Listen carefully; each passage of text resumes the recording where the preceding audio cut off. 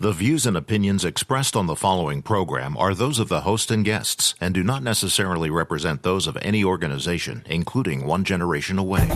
The freedom of a people to choose its leaders is the root of liberty. Keep alive this experiment in liberty. Liberty, in case you've forgotten, is the soul's right to breathe. Government should be very minimal in protecting liberty. Peace cannot be purchased at the cost of liberty. The sturdy ground of liberty. Liberty once lost is lost forever. Fight for their liberty and for our security. Guarantees individual liberty. This great republic, born alone in liberty. Liberty. Liberty. Liberty. Liberty. Liberty. Liberty. Liberty. Just how much do you want liberty? This is Liberty Nation with Tim Donner, a production of LibertyNation.com. cutting through the double talk, taking on the topics, going after what the politicians really mean, and making it all clear. For your freedom and your liberty. Liberty Nation with Tim Donner. Stephen Moore tells all after his harrowing experience as a key Trump advisor and nominee to the Federal Reserve. And from their clown car of candidates to impending revelations about the investigation into the investigation, are Democrats headed for the backside of the desert? Welcome back into Liberty Nation Radio, and we'll bring on the acclaimed free market economist Stephen Moore in a bit to discuss the hateful allegations unleashed by the left that forced his withdrawal from consideration from the Fed. And we'll get into the Democrats' ever-lengthening conga line of presidential candidates. Say what? Say what? Say what? One more time. But we kick things off with our signature segment, Say What, where we roll out a virtual assembly line of wacky, astonishing, and damnable things uttered by politicians and the chattering class. The abortion issue is now approaching a boiling point again after the Alabama Senate passed the most restrictive abortion law in the land this week, and Missouri followed with one that's almost as restrictive as Alabama. Weeks after liberal abortion bills were passed in Virginia and most famously in New York, where legislators cheered wildly after legalizing abortions right up to the point of birth and in some cases beyond. Both sides know why this bill was passed, and an Alabama Republican senator boldly stated it. This bill is ultimately and specifically designed to overturn Roe v. Wade, decided 46 years ago, while an Alabama Democratic senator was reduced to tears. What this bill is designed to do is to go to the Supreme Court and challenge that particular precedence that said in 1973 that abortion is illegal on demand, essentially anytime, anywhere, for any reason. You just said to my daughter, you don't matter. You don't matter in the state of Alabama. You know, that lament pretty much nails the problem. The abortion issue has been, is, and always will be such an explosively emotional issue that reason has no chance to prevail. We'll discuss the Alabama abortion law in greater depth with LibertyNation.com legal affairs editor Scott Cosenza in our next segment. Meanwhile, Democrats gird their loins for the oncoming wave of revelations about the Obama Justice Department, FBI, and CIA laying the groundwork for surveillance spying on the Trump campaign and ultimately setting the stage for the 22-month-long Mueller investigation. Multiple investigations by Inspector General Michael Horowitz and Attorney General William Barr are swinging into high gear, and the various players are beginning to point the fingers at each other. James Comey is assigning responsibility to everyone but himself, of course, as he lawyers up and turns on CIA Director John Brennan and Attorney General William Barr and the recently retired Rod Rosenstein, who was in charge of overseeing the Mueller investigation. See if you can follow this. 1 year ago, Comey defended Rosenstein, but said in a recent CNN town hall that Rosenstein doesn't have the strength or character to stand up to Trump, and Rosenstein didn't take too kindly to it. Now the former director seems to be acting as a partisan pundit, selling books and earning speaking fees while speculating about the strength of my character and the fate of my immortal soul. I kid you not. That is disappointing. Meanwhile, as Obama's top officials scramble to get their story straight about surveillance of the Trump campaign, CIA Director John Brennan pretty much lays out what they're going to claim when the facts come out. Does CIA spy? Yes. Do we spy against our foreign adversaries? Yes. Do we spy against domestic individuals? No, we do not. We work very closely with the FBI. And when the Russians were trying to interfere in that election and to change the outcome of it in their favor, we, CIA and FBI, worked very collaboratively so that we could have that ability to see what the Russians were doing and who they were working with. Okay, that's their story, and they're sticking with it. The expletive will soon be hitting the fan on this. But, you know, we make the same mistake as the left did about supposed Russian collusion. If we spike the ball now at the 5-yard line instead of the end zone, only to find there's a lot less there than we thought. How about we just wait for the facts instead of hysterically and prematurely predicting that the results of these investigations will be devastating? We will know the truth soon enough. And on that same note, how about the hysterical reaction to this statement by the newly elected Muslim Congresswoman Rashida Tlaib? Well, there's a kind of a calming feeling I always tell folks when I think of the Holocaust and the tragedy of the Holocaust and the fact that it was my ancestors, Palestinians, who lost their land and some lost their lives, their livelihood, their human dignity, their existence. In many ways have been wiped out on some people's passport. I mean, just all of it was in the name of trying to create a safe haven for Jews. Now, several Republicans publicly attacked Tlaib for that statement. But look, Rashida Tlaib has certainly made a number of thinly veiled anti-Semitic statements since she was elected to the House last November. But this hardly seems like one of them. She was saying her people gave up their land to establish Israel. And while the Palestinians hardly did so willingly, and the motives she ascribes are not exactly historically accurate, Republican outrage seemed as over the top as many of the leftist reactions to everything Donald Trump says. And one of the longest standing enemies of Trump is New York City Mayor Bill de Blasio, who's now brought the Democratic presidential field to 24 candidates by entering the race this week, touting his anti-Trump bona fides. But as CNN commentator John Avlon pointed out, de Blasio is widely viewed as not just incompetent, but lazy. There's plenty of money in this world. There's plenty of money in this country. It's just in the wrong hands. I'm a New Yorker. I've known Trump's a bully for a long time. This is not news to me or anyone else here. And I know how to take him on. Donald Trump must be stopped. I've beaten him before, and I will do it again. I'm Bill de Blasio, and I'm running for president because it's time we put working people first. One of the big problems with Bill de Blasio is he is not showing up to work. He comes in late. He doesn't come in at all. He seems utterly disinterested in the job of running America's largest big city. Again, this is somebody who has been underwater often in the polls in a city that's 6-1 Democrat. I want to point you back to the first thing de Blasio said there. There's plenty of money in this world. It's just in the wrong hands. You want to talk about frightening? This guy admits he would play God in determining who does and does not deserve to have money. But the left doesn't stop at radical redistribution schemes. They just can't help themselves with the comparisons of Trump to Hitler.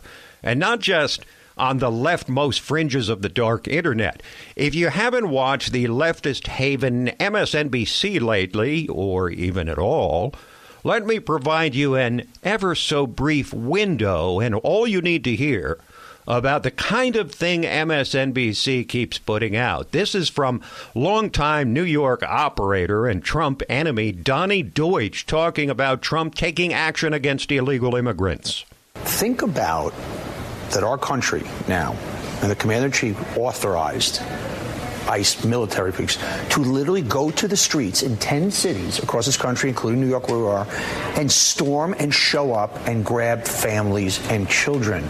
We're going to scary places, guys, that always happen in other parts of the world and are happening here. They are running just like the Jews ran from the Nazis. Trump as a Nazi, Trump as Hitler. That's what the viewers of MSNBC are getting in various forms day after day after day. We'll break away for a moment, then come back with the futility of the Democrats' ever-growing conga line of presidential candidates. Liberty Nation with Tim Donner. Exhausted by all the fake news? On LibertyNation.com's YouTube channel, facts and fresh, bold analysis are what you get without the leftist spin. Subscribe today to the LibertyNation.com YouTube channel because Truth is Making a comeback.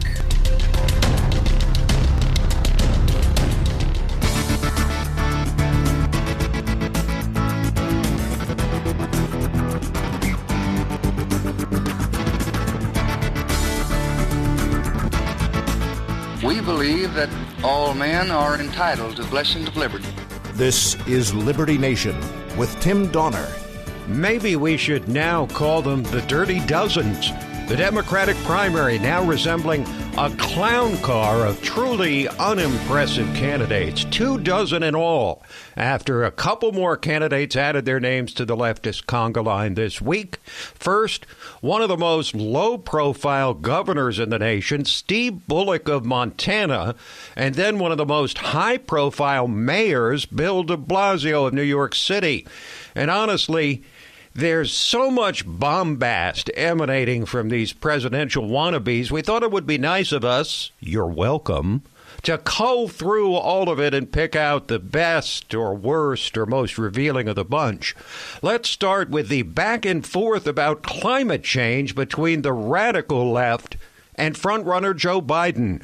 The child who leads the radicals, Alexandria Ocasio-Cortez, and the old man in the sea, Bernie Sanders, made thinly veiled references to the scandalous insufficiency of Joe Biden's non-radical, supposedly middle-of-the-road position on climate change, saying that nothing short of the economically suicidal Green New Deal will do.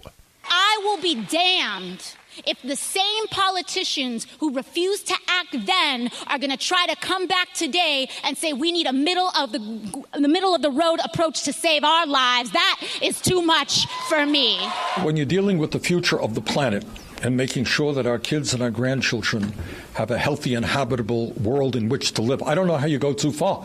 I mean, this is an existential threat, not just to the United States, but to the entire planet. But Joe Biden stumbled, of course, in responding to the 29-year-old AOC, who no Democrat seems willing to stand up to, saying he's no moderate on climate change. Tell her to check, the statement that I made and look at my record. She'll find that nobody has been more consistent about taking on the environment and a green revolution than I have. You can bet your bottom dollar the attacks on Biden from the other 23 candidates over climate change are just getting started, along with his support of the 1990s crime bill, his lack of support for Anita Hill in the Clarence Thomas Supreme Court hearing almost 30 years ago, and any and everything else they can cull from his 40-year record as a permanent politician. But Biden's lead just keeps growing. He's polling in the 30s with Bernie Sanders in the teens, the only other candidate with much of a pulse these days. So why are 24 candidates running for the Democratic nomination? It's actually getting kind of sad. Remember Beto O'Rourke, a.k.a. Robert Francis O'Rourke, who was a thing for about a week and has fallen almost entirely off the radar, perhaps because he keeps apologizing for being a privileged white man, as he did under the withering questioning of Meghan McCain on The View. You did a Vanity Fair cover to announce your campaign, and you said you were, quote, born to be in it. And you said you, quote, sometimes help raise your kids. These are things in my mind that a female candidate wouldn't be able to get away with. Do you have any regrets about launching on the cover of Vanity Fair? You're right. There are things that I have been privileged to do in my life that others cannot. And I think the more that I travel and listen to people and learn from them, the clearer that becomes to me. When you have 10 times the wealth in white America than you do in black America, the systematic foundational discrimination that we have in this country in every aspect of life is something that I have not experienced. Well, that is emblematic of how the Democrat primary seems to be one extended apology tour. A white man willing to denounce himself and apologize for his whiteness, maleness, and privilege. Several candidates saying we must apologize for slavery with reparations. Joe Biden apologizing for calling Vice President Pence a decent guy. But the saddest story of all may be Pocahontas, the fake Indian, Senator Elizabeth Warren, who thought she'd curry favor with the far left by refusing to accept an invitation to go on a town hall on Fox News, but then wound up getting lambasted for it by the goddesses on that show that serves as a rite of passage for Democrats running for president, The View. I think that it's being very dismissive of so many Americans for her not to go on Fox News. Fox News was the top basic cable network in April. It finished in 2018 as the most watched basic cable network for the third consecutive year among both primetime and total day viewers. I think there are a lot of real journalists there, like Chris Wallace, like Shep Smith. And I think if you want to be the president of the United States for everyone, then you need to speak to everyone. I kind of agree. Yeah. And you know what? If you can't face the Fox audience, you can't face the U.S. It's that simple. Poor old Pocahontas. She just can't win for losing. Maybe because America's not interested in having a scolding schoolmarm as their president. Or maybe it's just anti-Native American racism. But then there's a guy who entered the race this week, Montana Governor Steve Bullock, who held a town hall where he couldn't even answer the most basic question. Yes, ma'am. What have you been proudest to achieve as governor?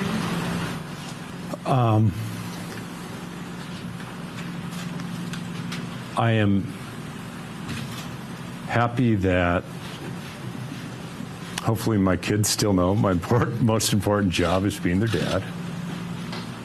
I think the things where, as governor, it's not like attorney general when you know you won or lost a case. Sometimes you won't have impacts for years.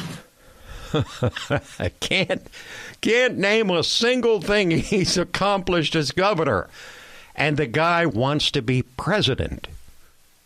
Folks, it is becoming increasingly obvious that the fact that Joe Biden continues to expand his already overwhelming lead in the Democrats' presidential primary says a whole lot more about the 23 other candidates than it does about Joe Biden. We'll break away for a moment and then come back with our exclusive interview with Stephen Moore. Liberty Nation with Tim Donner. Exhausted by all the fake news? On LibertyNation.com's YouTube channel, facts and fresh, bold analysis are what you get without the leftist spin. Subscribe today to the LibertyNation.com YouTube channel because Truth is making a comeback.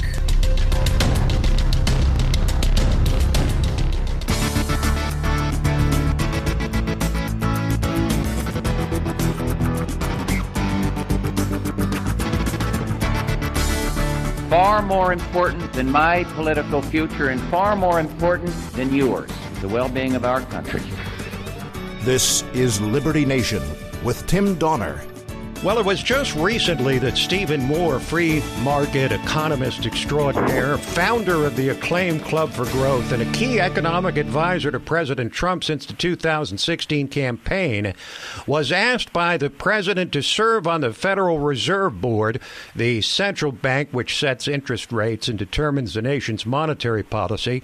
But in yet another example of the toxic political atmosphere pervading the nation these days, he soon pulled out, writing a letter to the president saying, quote, "The unrelenting attacks on my character have become untenable for me and my family." It is an honor to welcome back my friend Stephen Moore to Liberty Nation Radio. Steve, thanks for joining us. Thank you. You do a great job every Sunday.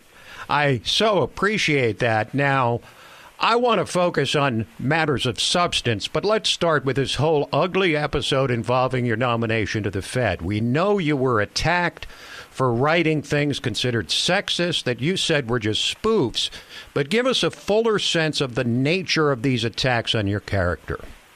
Well, Tim, let me start by saying, it was a great honor when the president offered me, to nominate me for the Federal Reserve Board.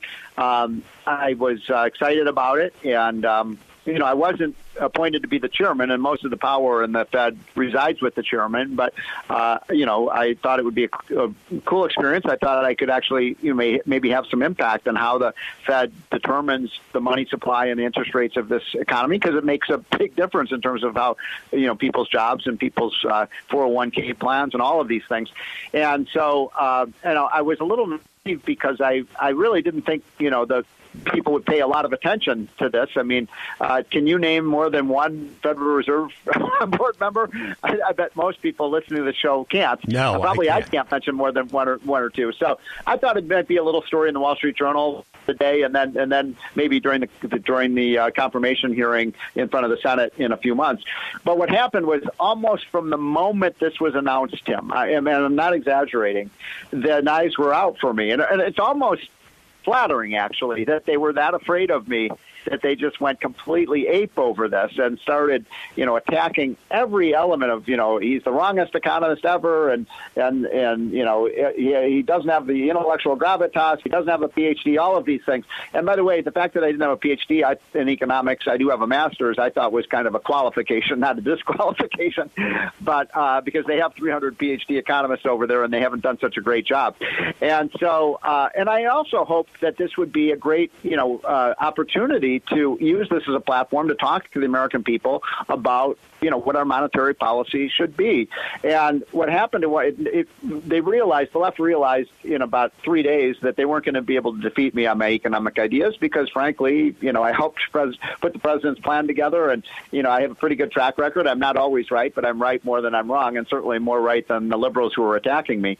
And so they started this character assassination. I don't want to get too much into the details of it, but it was vicious, and it was, going into my divorce documents and going into things I had written 20, 25 years ago, little like Christmas letters. They would extract things, which were spoofs. They were things that we just would have fun making fun of everyone and everything, including ourselves. And people, the left takes everything literally now, so they don't understand what humor is. But by the way, I said some things too back then that, I regret saying.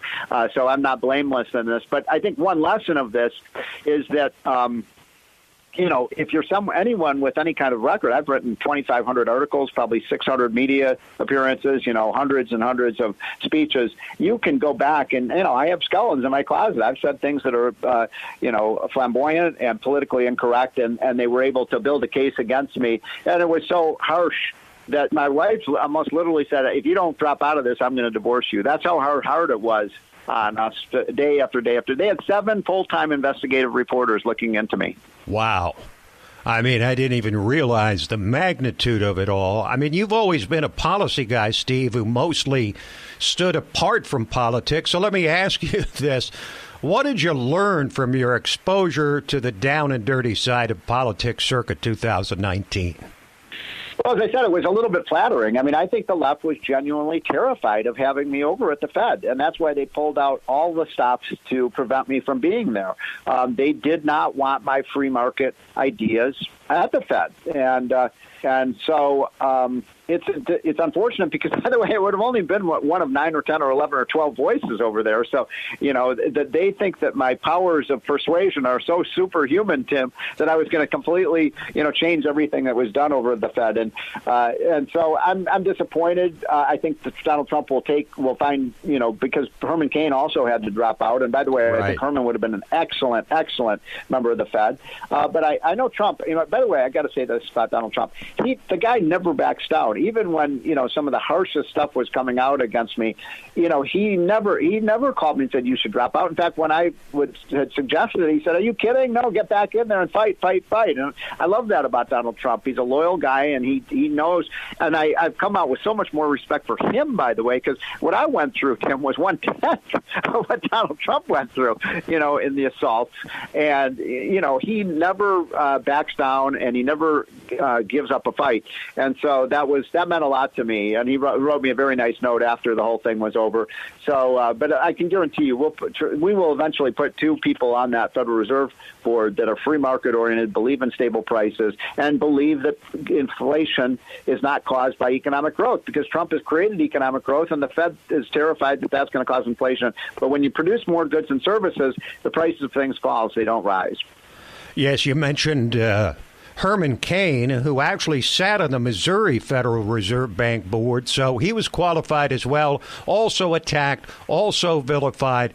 The fact that he was black and conservative probably made it even worse for him than you, but be that as it may, let's talk about what you would have done if you were confirmed for the Federal Reserve Board. The president, like previous presidents, likes low interest rates and famously criticized the Fed for their rate hikes last year. Did you agree with the president? And is the Fed right to have stopped the rate hikes this year? So I agree with Donald Trump for different reasons. He's a real estate guy. That's how he made his money, and he's nobody better than real estate development than Donald Trump. So you said it well. He just likes low interest rates.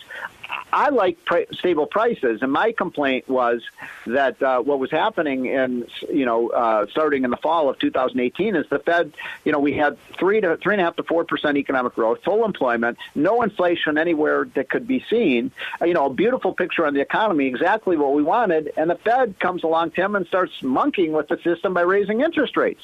It just made no sense, and they, made a bad decision in September, and then December, people may remember they made their catastrophic decision of raising rates again, and the economy kind of collapsed. The stock market fell by 2,000 points when the Fed did that. That should have been an indication maybe there's something going wrong. And by the way, it was people like Donald Trump and I, we were criticized for being so harsh against the Fed, but we were proven correct because the Fed actually had to reverse its course in early January, and thank God they did, because the economy then went back on its merry way and the stock market recovered all its losses.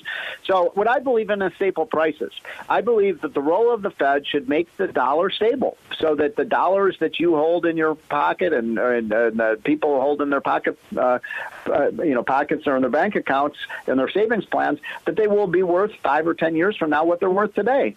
And that's what you want from a currency, right? I mean, what is a currency? It's something that retains its value. I think they've got way too many PhD economists who make this way too complicated, and that's, again, I think one of the threats, because my idea was you can't create growth by printing money. Growth does not cause inflation, and you can't grow an economy through government spending. And those are 3 very simple principles that most liberals disagree with. Now, here's a question I can ask you now that I couldn't have asked you if you actually were on the Federal Reserve Board. It's been over 100 years since the Fed was established amid great controversy. Do you think the Federal Reserve Board is a good thing or not so much? I think it's a good thing, but I think there's flaws in it. And, one of the other controversial things, Tim, I talked about, which was, like a cross in front of a vampire, was I said the Fed should be open and transparent, and people should know, everyone should know how they're making the decisions and why they're making the decisions they do. Why should it be, Tim, why should it be a secret temple? That is Stephen Moore, and he had a lot more to say about taxes, trade, and tariffs, and his personal view of the president after working closely with him for the last 4 years. And we'll play you more from Stephen Moore on next week's show. And let me tell you, it's worth the wait. Quick break, and then we're back to discuss the most explosively controversial abortion law passed since Roe v. Wade. Liberty Nation with Tim Donner. And we welcome you now to the portion of Liberty Nation Radio which we entitle Talkin' Liberty, as we are joined again by our regular contributor, constitutional lawyer and LibertyNation.com legal affairs editor, Scott Cosenza. Hello, Scott. Hello, Tim. Well, the Alabama Senate has thrown down the gauntlet, Scott, passing the nation's most restrictive anti-abortion bill, criminalizing the procedures of felony. And what's most audacious about the law, even beyond the fact that it was passed by the heavily Republican state Senate in Alabama, Scott, is that they admitted openly that the law is designed to make it to the Supreme Court, or the case that is certainly going to be built against it, designed to go all the way to the Supreme Court in an attempt to overturn Roe versus Wade. So let me ask you this. How does the court generally react to cases involving laws that are designed specifically to bring a case before the Supreme Court? Tim, this is indeed the audacity of hope of the Alabama legislature to outlaw abortion. This is many states have now passed what are called these heartbeat bills, and they focus on the healthcare, quote unquote, healthcare provider side, which is to say they criminalize the behavior not of women who seek abortions, but of healthcare providers who perform them. Tim, the Supreme Court is used to seeing cases brought for the sole purpose of changing the law and changing the constitutional judgment of the court. That's how many major issues of our day are decided, by engineered cases brought for not the purpose of necessarily litigating the party's interests, but on moving the law. For instance, the Heller case was brought by a group of gun control opponents, chiefly Bob Levy, then of the Cato Institute, and they engineered a case to go to the Supreme Court because they thought that the court was ripe for making this type of change. And that is exactly what's motivating the proponents behind this Alabama bill, Tim, and also the other, quote unquote, heartbeat bills that are being passed and considered in other legislatures in conservative states around the country.